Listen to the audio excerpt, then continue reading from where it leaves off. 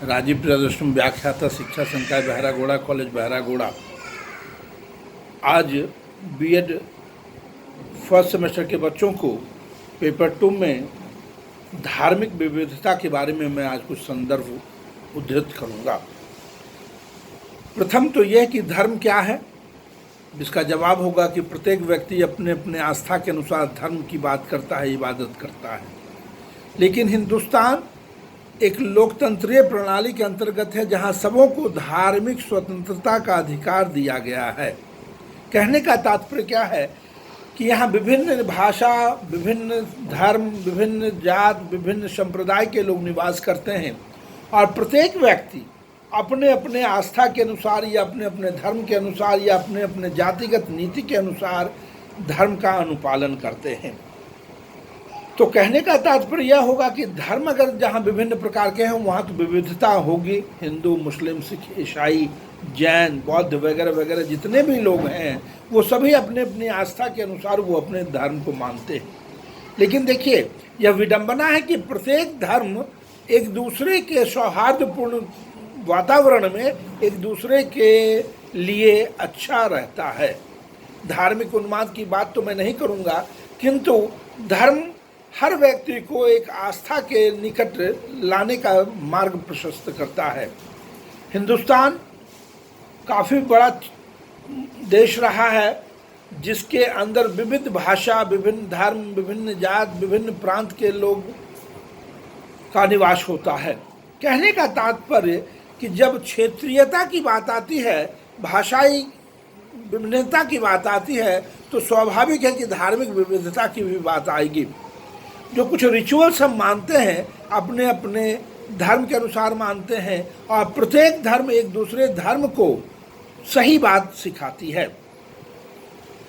कहने का तात्पर्य यह है कि सभी लोगों में यहाँ जो निवास करते हैं और एक दूसरे के साथ प्रेम भाव, सद्भावना और सांप्रदायिकता को दूर करते हुए एक साथ धर्म की रक्षा करते हैं। अब हिंदू, इस्लाम, सिख, ईसाई, बौद्ध, जैन, पारसी, विभिन्न धर्म की विविधता आपको देखने को मिलेगी। लेकिन आप देखेंगे कि जहाँ तक है कि शायद ही कट्टरवाद की बात होती है, लेकिन अब लोकतंत्रीय प्रणाली में धर्म को भी रखना है, धर्म को बचाना है। इसलिए सरकार की तरफ से कुछ ऐसे नियम बनाए गए हैं जिनका अनुपालन करना प्रत्येक व्यक्तियों का एक निहित कर्तव्य माना जाता है।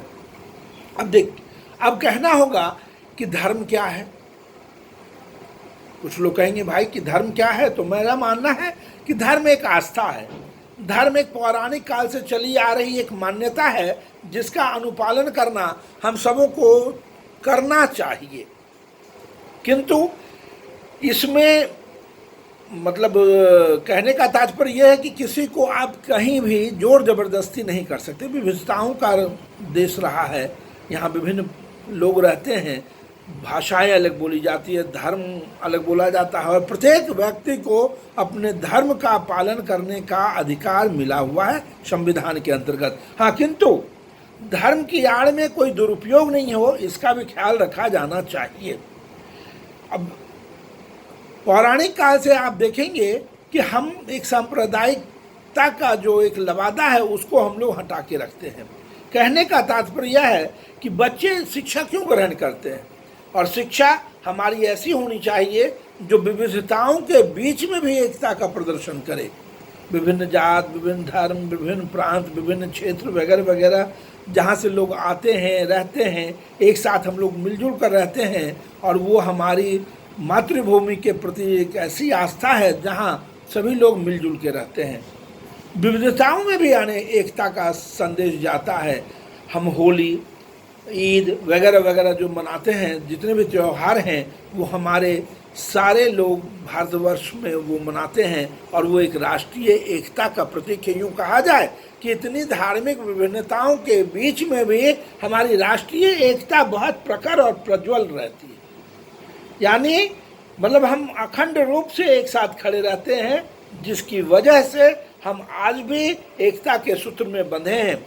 कहीं भी कहीं कोई विवाद वगैरह नहीं होता है, और ये एक लोकतंत्र के लिए एक अच्छी पहचान है, और डेमोक्रेसी में यही होना चाहिए।